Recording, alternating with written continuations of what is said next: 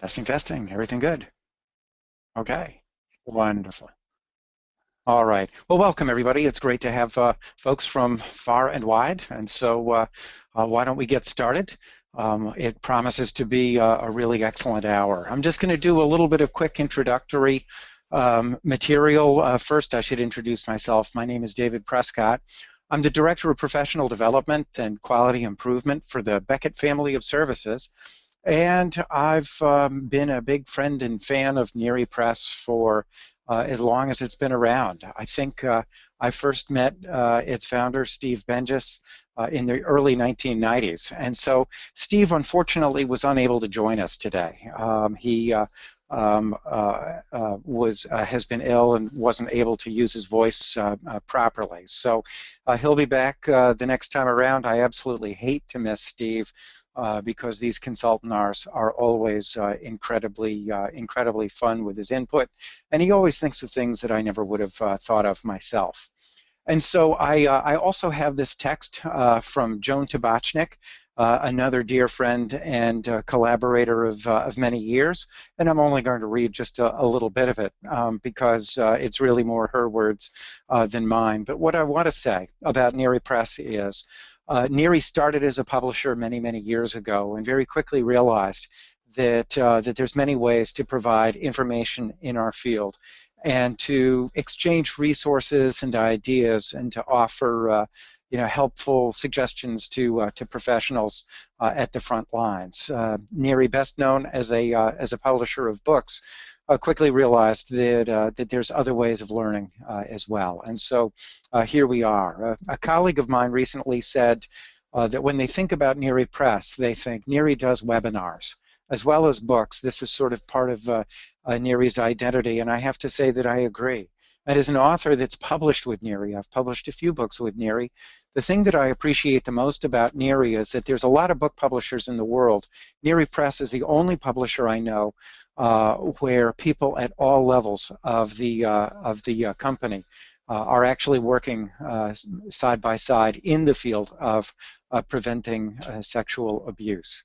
And so when you read a Neary Press book, you know that not only has it been written by an expert, it's also been edited by experts and read by experts. And so just as they say the best restaurants are the ones where the truck drivers go to eat, so it is with Neary Press. If you want to know where the real professionals are, go to Neary Press. So with that, I'm also going to just add a couple of quick housekeeping notes. The first thing is I should mention that I have dogs. I'm coming to you from my home in Falmouth, Maine, and so no webinar ever goes without some sort of a technical flaw somewhere along the lines. And so if you hear my dogs barking or the sound of a little bit of noise in the background, I apologize in advance. I'm also going to say that one of my primary motivations in doing this is research done by a fellow named K. Anders Ericsson, who discovered after researching experts and expertise that very often the people who are the absolute best in any field of human endeavor get to be that way not only by practicing their craft, but also by the work that they do in between sessions, in between exercises, and so on. The best chess players in the world, for example, don't get to be the best simply by doing chess. They also get to be the best by studying other people's games. And so if you want to be an expert chess player, an expert musician, you have to study your instrument, study your craft, and you have to watch how other people do it. And so this was one of the primary motivations for putting together the Consultinar from the start. It also came out of some discussions that Steve Bengis and I had where we often get concerned that as a field we don't reflect on our work enough. We don't think about the kinds of things that we do, and that we don't have enough opportunity to really go back to the basics of things like case formulation, case conceptualization, and of course that all-time best question that I ever hear therapists ask, which is, what the heck am I going to do with this case? Does it get any more complicated than this? So I just wanted to put that out there. And on this note, before I introduce Jennifer, just want to say that from this moment forward and for the rest of the hour, let's all let's all swear a firm oath of ignorance. That not everybody has all the answers at all the time, at every time. Some of us sure have tried, and many of us wish that we did. But I won't be entirely satisfied unless both Jennifer and I have made a mistake by the end of the hour or not thought of something obvious. And I hope it's the same with you, but I do hope that you'll ask lots of questions. And let's move forward. So let's see. Oh, let me just introduce. Here she is, Jennifer Hixson. Jennifer, why don't you join us? Jennifer is, let me go forward just a bit here. Jennifer is a PsyD. Yes, thank you. Jennifer is a PsyD and also a board-certified behavior analyst, something that I've always found very, very interesting, since all of my experience with applied behavioral analysis has taught me that very often BCBAs can think quite differently than other clinicians. And so, Jennifer, I won't be able to see your camera, but I trust that you're on. Would you like to get us started? Yes, thank you, David. Today I am presenting on a 14-year-old Caucasian girl. I do a lot of treatment in several different states and residential treatment facilities. And this is one of the girls that I'm consulting on right now. It's a 14-year-old Caucasian girl. She lives with her paternal aunt and her husband, and she's been with them since about age 6. In the home is a biological sister who is 7 years old. There is a male cousin who, they all just say that these are siblings. Like, so she'll say my brother, even though this is a cousin, and she's not been adopted into this situation. This is still a relative placement where ultimately DCS has just completely pulled out, and just guardianship is sitting with this relative placement, but no adoption. And then there's a female cousin, 15 years old. The two cousins are biological to the paternal aunt and husband, and then there's one biological sister. She has a history of sexual abuse by a biological brother, and also neglect when living with the biological family, which is what prompted her to go into DCS care and then subsequently be placed with the relatives. Currently, she's receiving treatment in a residential treatment facility in Missouri, and the referral was initially made for mental health challenges, not sexual harm. So if you want to go to the next slide. I will, Jennifer. Let me just ask, though, a quick clarifying question, which is, at what age did this sexual abuse and neglect happen? Between the ages of 4 and 5. Mm-hmm. Okay. And then the neglect has been pretty much since birth. Okay. Oh, so a lot of, it's safe to say we're looking at a complex trauma case. Yes. Okay, thank you. Mm-hmm. Great. Okay. So her sexual harm history is that there were 2 separate incidents. When she came into treatment, the family was aware of some more sexually reactive behavior she had done around the age of 9. So she was 9 and the cousin was around 5. More sexual exploratory behavior between the 2 of them. They both got some treatment around it, good touch, bad touch, things like that. So there was some treatment done with the initial sexual behavior. And then while in treatment, it was found that around the age of 12, she began being sexual with the same cousin sibling in the home again, and this came out because of some stuff that had happened with the cousin, and during an interview that was happening with him, he disclosed all of this additional information, which is how it wound up coming to us. And so it's not really being followed by the legal system. The cousin has some intellectual disabilities. They were kind of worried about him being a witness, so they just thought, and she was already in treatment with us, so they just thought she can do some treatment with us, and that he was in treatment, she was in treatment, and they just figured that they could move forward, and that's not really uncommon for that to happen. So that's kind of her, and as of right now, we don't really know the specific details. That's what we're trying to, the CAC won't release, there's a CAC, of course, you guys know those are across the United States. Can you just tell us what a CAC is, though? Child Advocacy Center. A Child Advocacy Center. So this is where, I'll tell you the reason I ask. With people from Canada, and I see a hi from Australia, so allow me to say good day. I'll be there in November. I can't wait. Perhaps you could explain a little bit of how it is we get to a place where different agencies are assessing sexual abuse and not talking to each other.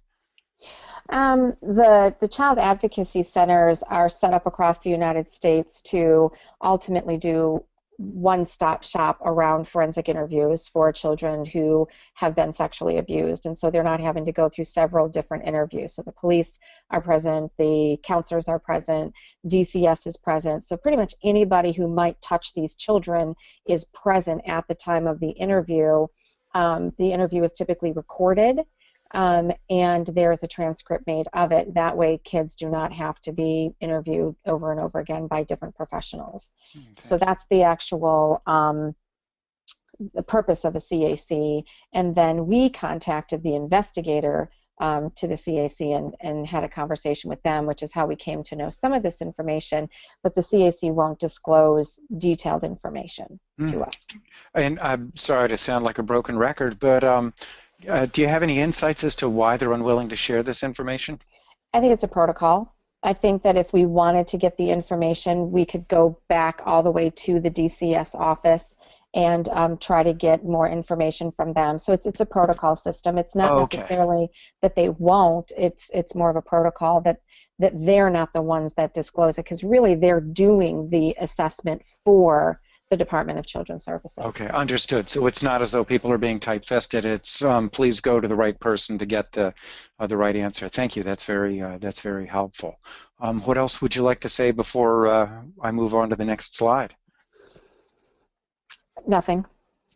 Okay, so up to this point, engaged in sexually reactive behavior under the age of 12 with her paternal cousin, who was 9 years of age at the time, and there was... He was 5, she was 9. I beg your pardon, thank you. So she was 9, he was 5, and this led to some sort of preliminary kinds of treatment, as you said, sort of good touch, bad touch, education, sorts of things. And when it turned out that both kids were in one form of treatment or another, and that there was more information, it sounds like the adults involved basically said, these kids are in treatment, let's not do anything further with this at this time. So sounds good. Thanks, Jennifer. And let's move on. And I'll get my slide to work, I hope. Isn't this interesting?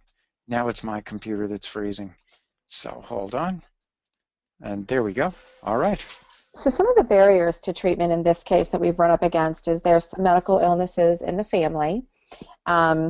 So it makes it difficult for the guardians to fully participate. There's poverty in the family, which makes it difficult for them to travel to where we are. The poor family therapy progress is the family tends to engage in therapy based on a crisis, not necessarily based on long-term treatment planning.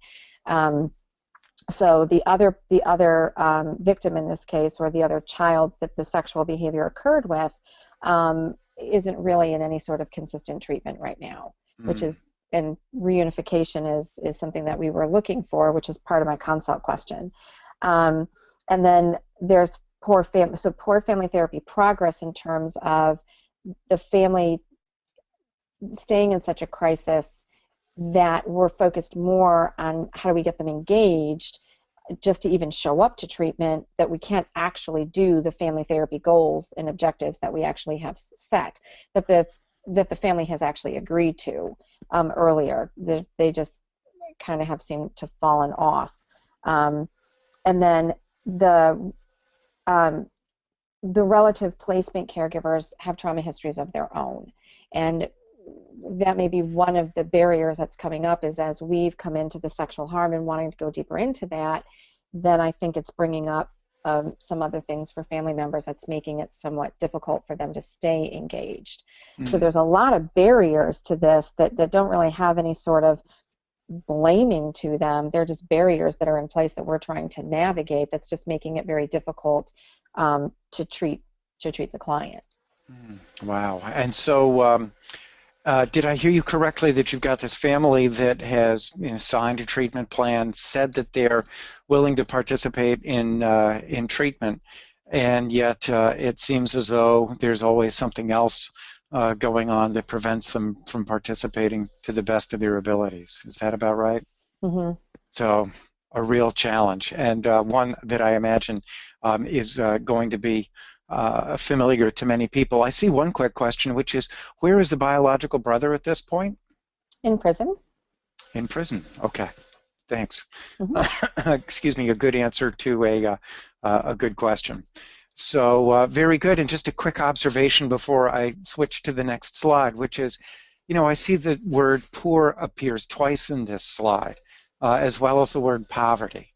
And that's not even taking into account the word trauma and the two words medical illnesses. This is a family with a lot of challenges. And in terms of barriers, about the best thing that you can say is that the family lives about an hour from the facility, and it could always be worse. It could be 2 hours, I suppose. But I'm taking a wild guess that this family might have a difficult time driving an entire hour if they have the car to do it. So, yes. yeah. Mm-hmm. Okay, thank you. And here's your next slide. Okay, so this is kind of my consultation question. She's not really facing any legal ramifications. So ultimately, should she engage in sexual harm treatment? The case is kind of expanded a little bit. We have DCS involved because of some of the poor, because of some of our concerns about reunification. We have asked DCS to step in and help, and so some of the questions on the table is, should she even be engaging in the sexual harm treatment if she's not been adjudicated? Should the process of reconciliation, reconnection, and reunification take place in the fashion that literature is supporting right now? Of course, looking at those barriers and finding a way to engage them and get them invested in enhancing safety for everybody. And then, should there be ramifications if these tasks don't happen due to Sure. what should we be doing to really help her not re-engage in these behaviors, and at what cost do we go to the length of ensuring that safety, or at least trying to set that safety up for her and for future people that she could be sexually harmful with? Mm-hmm, mm-hmm. And actually, if I can ask another question on behalf of, I believe it's Ken, what type of medical illnesses have you been encountering with the family? It's interesting that they won't tell us. Okay. Mm-hmm. I really hate to say it. I'm making a guess that there's possibly something that has to be treated 3 times a week, something that requires a home health care nurse to come in. So those kinds of illnesses. There's also been some past accidents that have injured backs and bones and things like that, making driving sometimes difficult and things like that. So those. Go ahead. So those are the primary ones that come up most. Yeah. And we've been very sensitive, like the caregiver who has the home health nurse. We don't, of course, require that person to come in. We would like the other caregiver to come in so that caregiver can do some bonding with the client. So we've tried to be as sensitive and work around these medical illnesses to the best of our ability. Sure. Wow. And so, boy, you're in a tricky position. I see one person commented it could be dialysis. It could be a lot of different things. And we have an excellent question also from Ellen, which we're gonna table for now, but come back to, which is the $64,000 question. Does the family want to engage in the work needed to take her back? Which I think is, I think that's the one that's at the back of everyone's mind. Returning to Ken's question, it seems to me that there's nothing like asking the right question at the right time. That yeah, asking about the medical complaints leads to a very, very interesting answer, which is we don't know, and that when we don't know, it's tempting to wonder. What are the reasons? You know, how is it that we don't know? And obviously, this is a family that's really private about their medical business. They certainly have every right to be. And on the other hand, when I'm doing this kind of work, and I don't know those kinds of things, or I have somebody that's unwilling to tell me, I start to think about what's the nature of my therapeutic alliance with these folks. And so we can come back to these. Any thoughts before we move on, or From the audience or from me? or from you, Jennifer? I'm sorry. You know, it's hard to say. The family has never shared why they're not comfortable sharing. I think part of it is because they are confused as to why it's an issue. Like, why is talking about what's going on with me important when it's, you know, the client that you're supposed to be focused on? Right. So they have never given us a reason as to why they're not willing to go more in depth into what the significance or what the specific medical illnesses are that they're dealing with. Sure. Okay. Wonderful. Another clarifying question from I can't quite read the name from here. Interested to know what kinds of assessments have you used with this client and possibly with with the family. Most of our assessments are more on the trauma-focused CBT side because that's where we started with her, with the trauma-focused CBT. In the state of Tennessee, doing a psychosexual is a legal document, so we don't do psychosexuals on kids that have not been adjudicated. And we put together a sexual harm treatment plan based more on her competencies around affect regulation, her interpersonal relationships, and things like that. So we really haven't used any assessments, and we haven't done risk assessments or psychosexual with her because the state of Tennessee is very tricky about what we do and when we do those things. So my assessments have been more of your informal checklists around competencies, interpersonal interactions, family dynamics, and things like that. So you're really going for the affect regulation, the self-regulation, self-management kinds of things. Maybe just a technical question from me that might be of interest to others, which is, so you're not allowed to call it a psychosexual assessment, and on the other hand, sooner or later, if you work with kids, you're going to have to do something to assess their overall development, their overall psychology, and their overall sexual development. What do you call it, and would it be against Tennessee regulations if you used a risk assessment instrument, even though you didn't actually use the term psychosexual?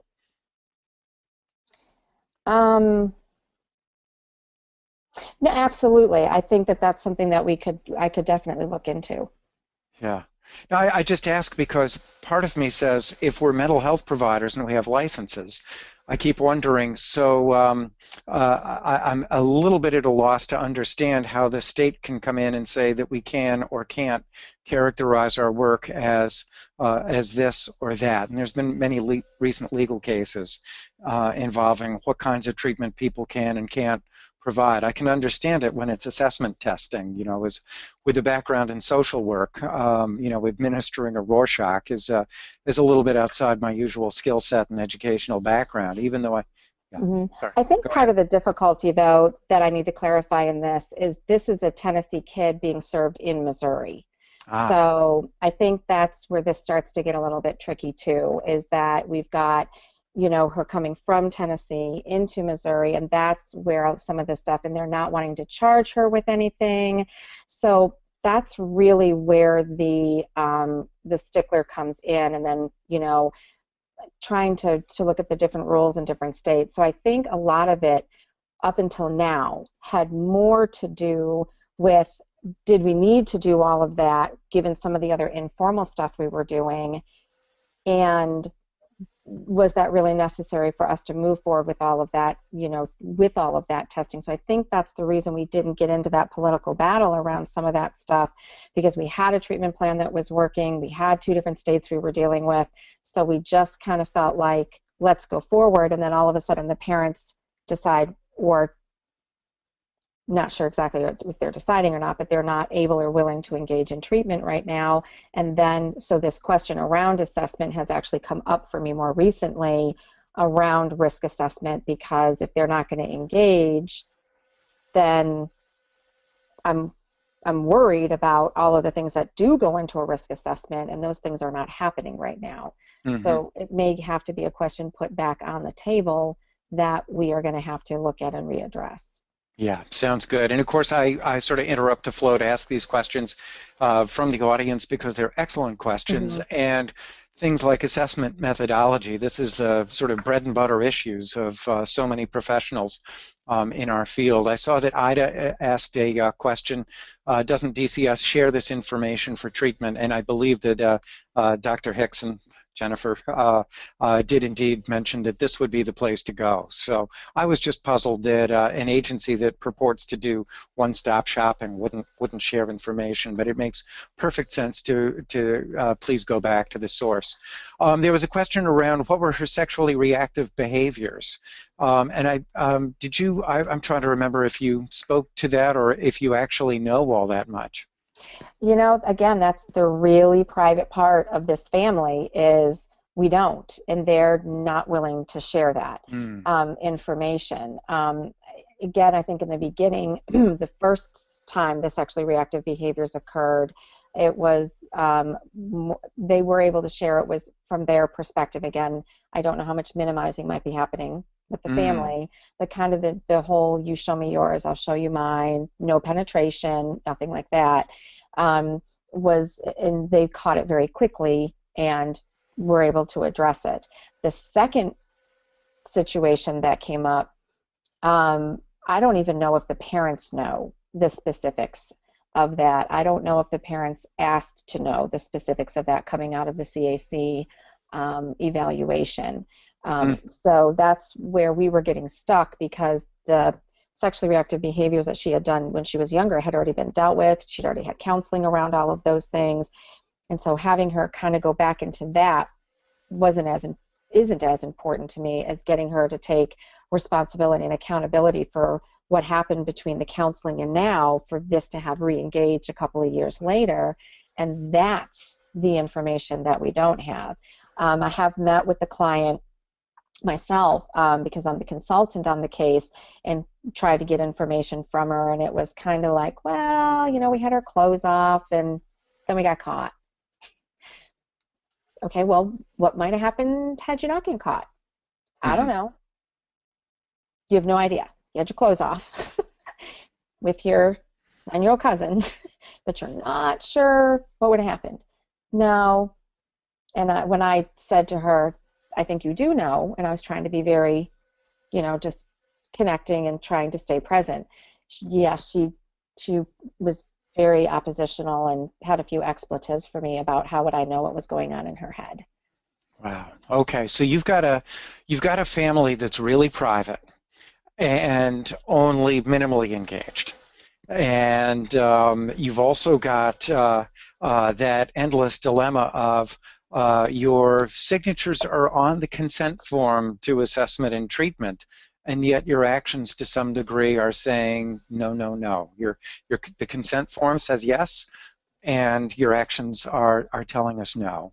And yeah, I've seen a number of comments. I'm going to try to limit these for right now and just say, you know, the audience is asking, I think, some reasonable questions of how do you keep this kid safe? How do you, if I'm reading these correctly, how do you balance the need for this kid to have a family when the family isn't meaningfully invested in this level of change. I mean, it sort of breaks my heart to even say this. I have done some assessments. I should mention that here in the state of Maine, the emphasis is always on family reunification to whatever extent is possible.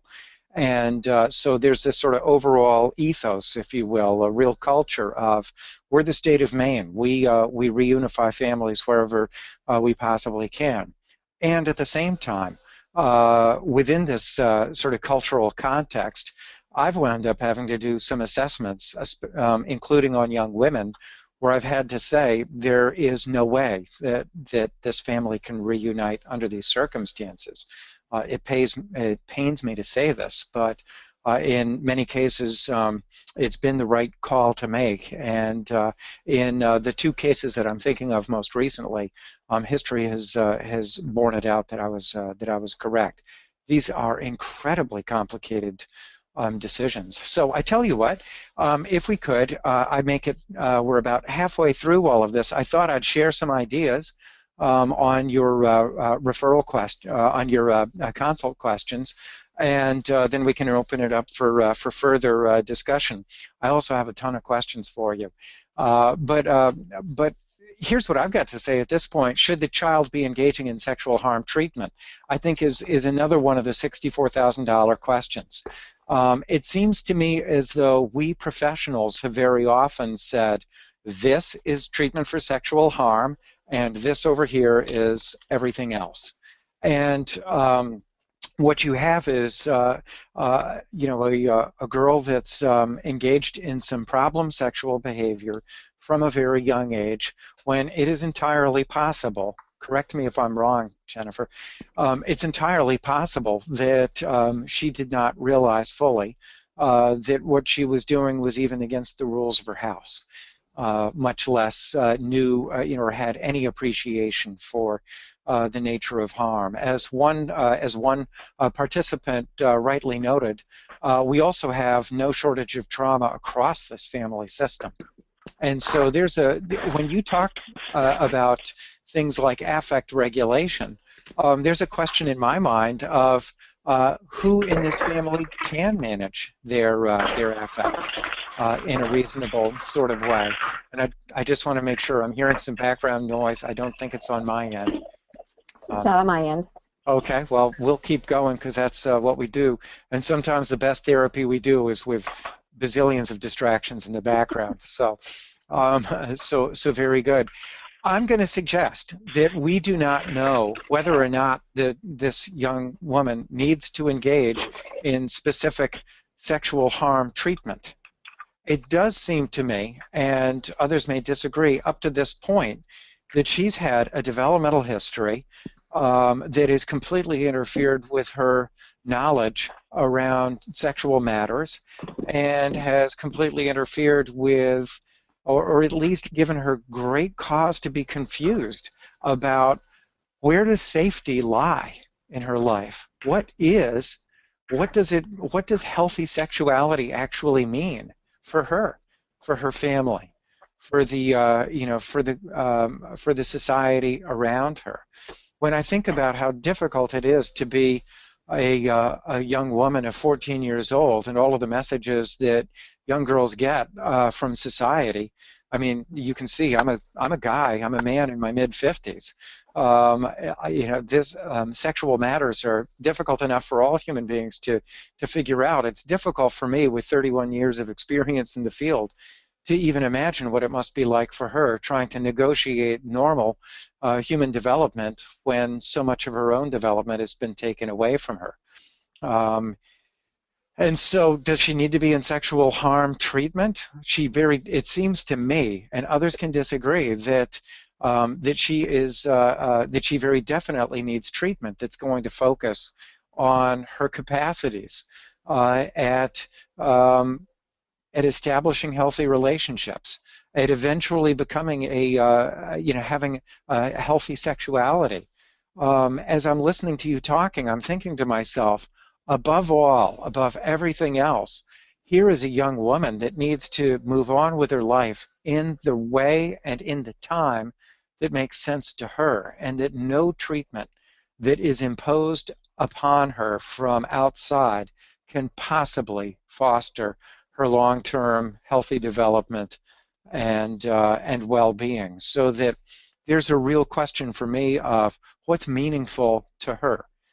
And I'm going to come back to that point, but the questions I keep thinking are, where does safety lie for this girl and her family, and what does she do, and what does her family do with pain? I'm very interested in these kinds of things. I realize I'm covering a lot of ground in a short period of time. And so when I think about this, I think about, it may be that by giving her a little bit of education in sexual matters and by engaging her in some really sophisticated trauma treatment, that you may actually reduce her risk independent of other factors. So when you ask, does she need to be in sexual harm treatment? I don't know, is my best answer. Does she need to do step A? In step A, you're going to completely disclose all of the bad sexual behavior you've engaged in. I'd be really cautious about doing that. This is a girl who knows very little about sexual boundaries at this point. I think we need to be able to respect whatever sexual boundaries are there to begin with. So that's what I've got up to this point. We can come back to this. Your second question is, should the process of reconciliation, reconnection, and reunification still take place in a way that's supported by the current sexual harm literature? Well, I'm going to say something very provocative here and say I'm not sure that there's anything that's actually supported by research in our field at this point. I'm not aware of any research off the top of my head. Others may have something, but I've gone looking for it and I haven't been able to find it. I'm not aware of any research that's examined reconciliation processes in cases of sexual harm. I've heard about some really bad ideas that have been described in the past. If I were to highlight the work of two professionals in our field who seem to have done a great deal of not only of thinking about it, but also writing about it, I would go first to my very close friend and colleague, Joanne Schladel, who I know that you've worked with some as well, Jennifer. And I would also go to my, my good friend and colleague, Phil Rich, who's written one of the best books on that's sort of a 101 level of working with these clients. My number one concern would be, under what conditions will this girl be safe, and will others be safe around her? Which leads to the question, how can you work with her while she's in placement? How can you work with her in a way that she can develop a future and a lifestyle where sexual abuse is really undesirable as well as unnecessary? So I don't know. It's a big, broad topic. Again, in the interest of time, what are some ways to engage the family given the barriers? Now you're talking my language, and I would be thinking to myself, the first place I'm going with this family is, how do you get involved with the family in the way that they know you are a safe person and in their corner? Now, having said that, can we just be honest for a minute that you might not be a safe person to them? After all, her placement and her return to their family in many ways is in your hands, and that they are probably far more sensitive to the power that you hold over them than most professionals are in our field. I'm really sorry. I hope I don't sound rude to the professionals in our field, but I will say that a side effect of working in this field is that we oftentimes forget how much power we hold over the families and the clients in our care. And our clients and our families know it. We're the ones that sometimes lose sight of it. So all of that aside, I'd be looking for, what are all the ways that this family feels two ways about anything?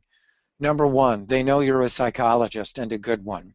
And so they're going to be wondering to what extent you're making judgments about them, how much you're going to be bringing your own values in. Can you understand a family that's got medical illnesses, doesn't necessarily have a car that's going to make the 1-hour drive to the facility, et cetera, et cetera. Can you really walk a mile in their shoes, as the saying goes, and so on? And again, I'll pick that theme up in 1 second. And then, what are the ramifications if these tasks do not happen due to a lack of family support? You know, that's it's difficult to underestimate all the possible ramifications.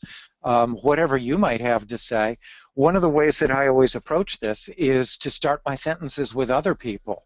Other people's sentences, I find, can really help. You know, the CAC, there's other people that are really worried about your daughter's capacity for progress, or ability to progress in treatment at this time. Other people are really concerned that she might wind up in trouble again without the right kind of supervision and structure. Other people this, other people that. Am I making sense quickly, Jennifer? I'll just check in. Okay. Yes. So here's where I'm going with this. After all is said and done, my question and my thinking as a therapist is, number one, what are your goals? You don't have to answer right now. What are your goals, Dr. Hixson? What are your treatment plan goals? What are your goals that you believe are empirically supported goals for this young woman? And then I want to know, what are the family's goals? What are the family's goals really? What do they really want? What's missing from their future with their daughter that they want to be there? What are they longing for? These kinds of things. And then I'm really interested, what are her goals? Not the ego-building defensive nonsense goals that she might be willing to tell you when she's highly guarded and defensive, but what are her goals? What's missing from her life that she wants to be there? Who does she want to be when she grows up?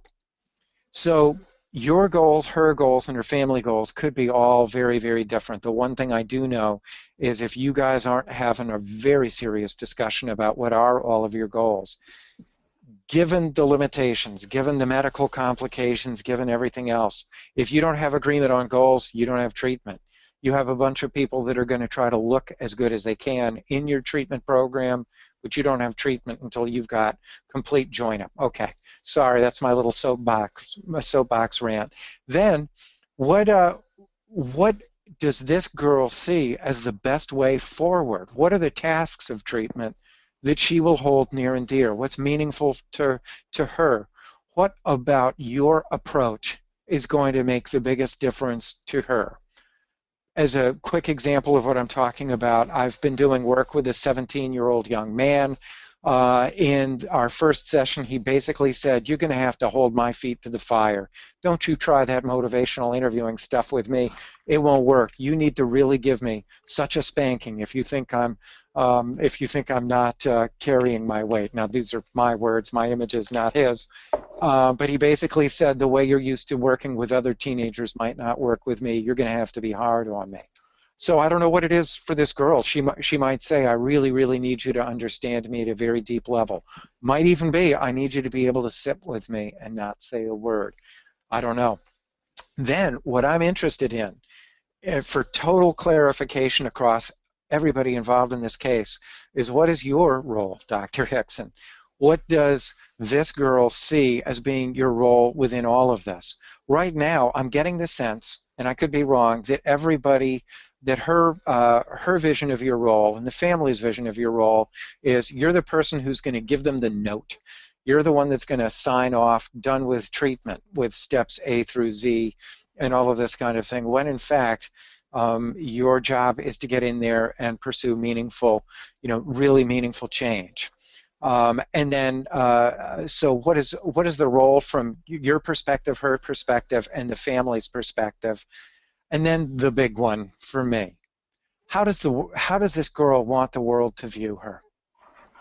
How does she want the world to view her?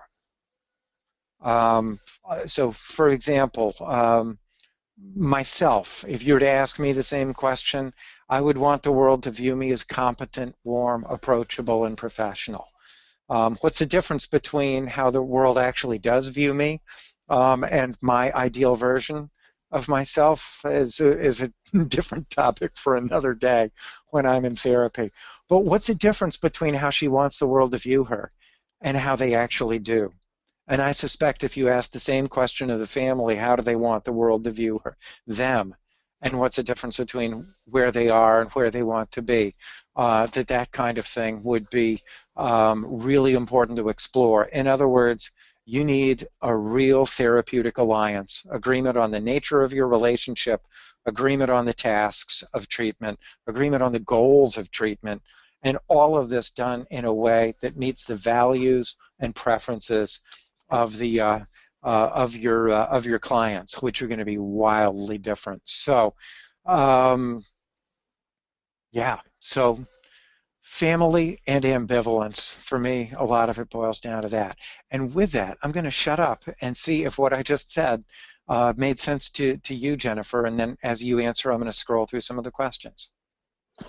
Absolutely. I definitely think that we initially had agreement on the goals and the direction and what people wanted, and somehow that changed. And it changed for everybody. It changed for the client, it changed for the family, and it changed, of course, for us, because our goals of moving forward towards healing of trauma and sexual health and healthy sexual boundaries, which was our initial goal, has now turned to safety, re-engagement, realignment. And so, I mean, for us, even our goals have changed at this point. So that would indicate that there's got to have been a shift in the other goals, and which one prompted which, I'm not sure I'm overly worried about. I'm overly worried about getting them all realigned again is ultimately the goal that we need to be looking at. Well, when you say realigned, meaning everybody's really, truly on the same page. Right. Because it does make me wonder, were they really even on the same page to begin with? You know, or did they just feel like, oh, well, this is something she has to do, let's sign off on it, not realizing the full system engagement that we were looking for. And then maybe when they realized it, maybe they didn't fully understand the revamping of the treatment plan that we had done. They kind of took a step back and said, hold on a second. This is sort of classic motivational interviewing strategy, that you get a client engaged and then you try to focus on what it is that they want to change in their lives. And then as they really start to focus on that and start to make a plan, they might say, now that I'm making the plan, I'm not sure I wanted to do this to begin with, and it's time to go back and re-engage. I'm seeing one comment here that I think will not come as a surprise, urging a focus on stress management, coping, and communication amongst the various members of the family. I say amen to that. Somebody else saying aloha from Hawaii, David. I love it. Are there any validated assessments for girls with sexually abusive behavior? And the bottom line is absolutely not. Boy, do I wish that there was. If it's okay to toot my own horn for just a moment, I think for me the closest thing I've seen to a good risk assessment scale with adolescent females is the work of Sue Robinson. Sue spells her name, well, it's short for Susan, obviously, spells it S-U. She actually published a risk assessment. It's sort of based along the lines of the eraser. It's based entirely on clinical experience, but it's sort of 20, 25 items with which you score a 0, 1, or a 2. And it actually appeared in my first book, which is called Current Perspectives. So you have to buy the book. That's the bad news. The good news is it's the only thing that we've got. I'll quickly say the reoffense rates, the known reoffense rates of adult women hover around the percentage of 1 to 5%. Most women, the vast majority of women, are not known to reoffend sexually. This is a really interesting phenomenon. Obviously, not all sexual abuse gets reported. Not everybody gets convicted. Perhaps there's something about that with the fact that people are unwilling to report women. I don't know. There could be any number of reasons for this.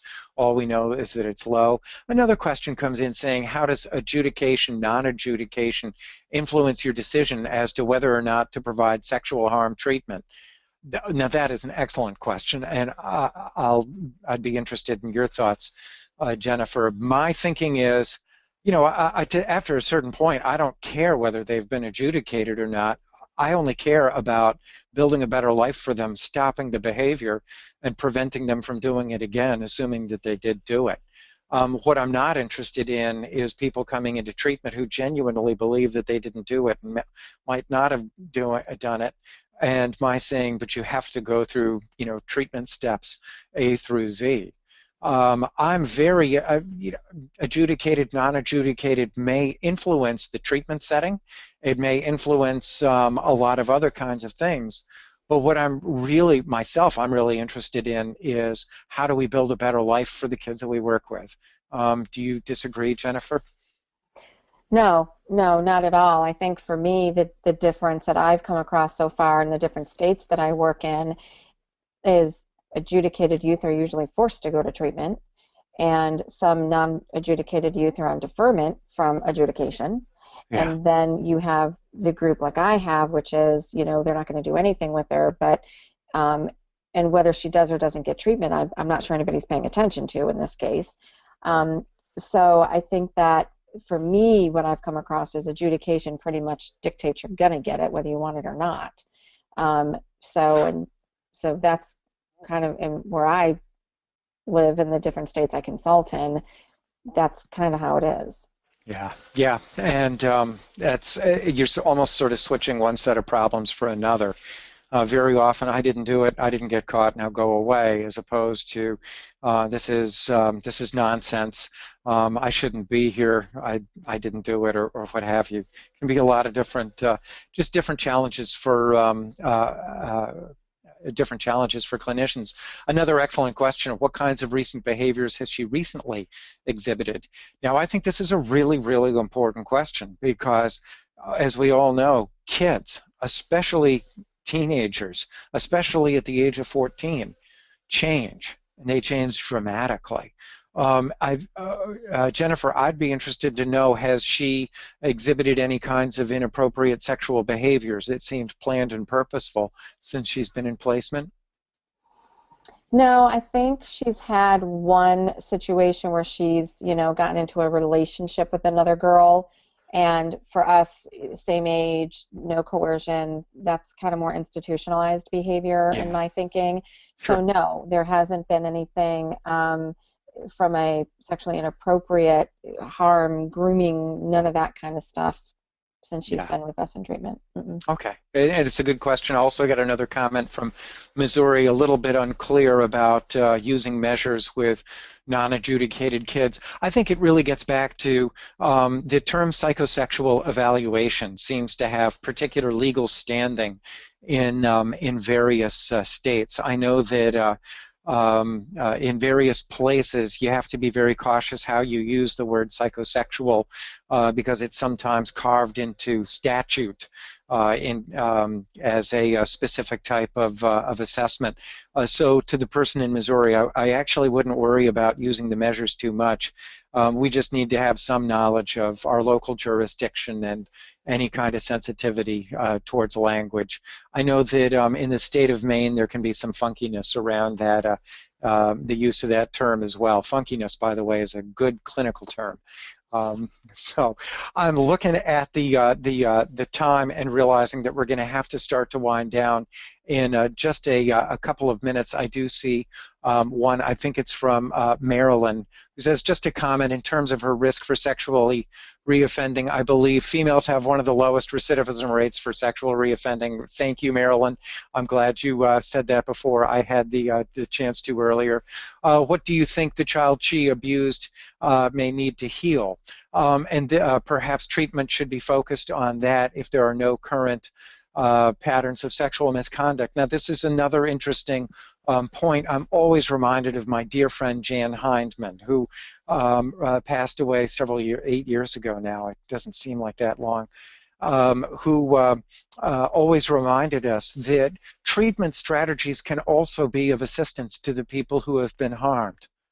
This is a point made by Alan Jenkins in his excellent book, Invitations to Responsibility as well, that sometimes there is a place in treatment for a person to say, and this is goes to the reconciliation part, what I did was my fault and my responsibility. You didn't ask for it. This was something entirely, that I did, and I, want to be of any, kind of assistance to you that I can be going forward. It's maybe a little bit clinically parsed and phrased, but I think that you get the idea. And then how are the treatment plans and objectives designed to provide the experiences the client needs to stable high-risk areas? Also, have you considered, oh, here's an excellent, I think this is the question around treatment planning is one for Dr. Hixson to consider around what are the high-risk factors that you might need to look at. For my money, Jennifer, you can disagree. Number one, treat the trauma. Treat the complex trauma. Absolutely. Yeah. Treat the affect regulation, and it may very well be that this is a young woman who finds her own way in the world. Now, I'll be interested, Jennifer, in your thoughts on this. The question is, have you considered have you considered EMDR? Thoughts on that? No, we don't have anybody EMDR trained in this particular facility, and we do look at different EMDR possibilities and consulting with outside people in situations where we might want to do that. But we haven't. I think I do like EMDR, and I think if we had somebody in-house that could do it, I think that every kid something that's to consider. Residential treatment could benefit from EMDR. Speaking purely anecdotally, and then I am going to have to move on. I'm sorry for all of the questions that we haven't been able to answer, but and these questions are excellent, by the way. Anecdotally, what I've heard about EMDR is people finding that it seems to do better when there's a clear sort of abusive event that somebody is trying to resolve, integrate back into their lives, and move on from, etc. Whereas for people with complex trauma, I've heard of EMDR being a little bit less successful. I think this is one of those things where we need to make these decisions on a case-by-case basis.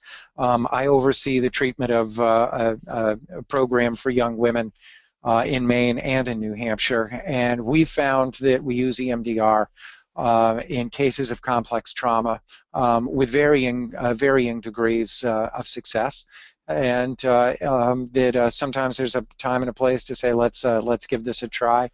Our approach tends to be a little bit more sort of holistic, using things like the ARC model and what have you. So with this, I am going to say, if you're not aware, and perhaps Greg can jump in as well, that the PowerPoints for this webinar will be posted, and you'll be able to see those.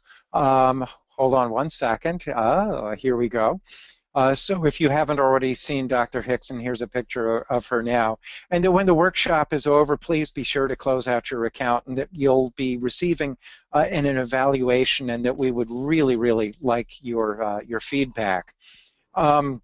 We're going to also mention that the next webinar is actually going to be on building motivation for change. That's presented here by yours truly, and I certainly would love to have you be aware of that.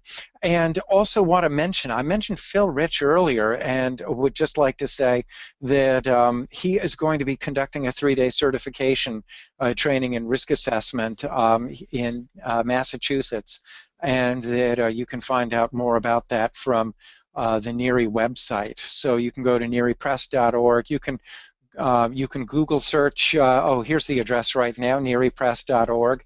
And if you'd like to contact me, if you had a burning question, comment, question, petty annoyance, or anything else that you would like to share, please feel free.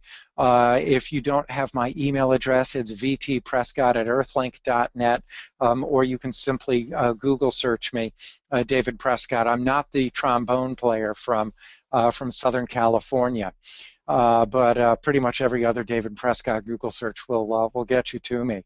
Dr. Jennifer Hixson, I really want to say thank you so much. Coming on to one of these consultinars can be a real nail-biting experience, Yes. and I really appreciate you coming on board. I hope that you felt safe and as safe and secure as I know you try to make your clients. Any last comments or thoughts as before we wind down? No, just thank you. I appreciate the time and giving me some good guidance to try and get this case moving in a different direction.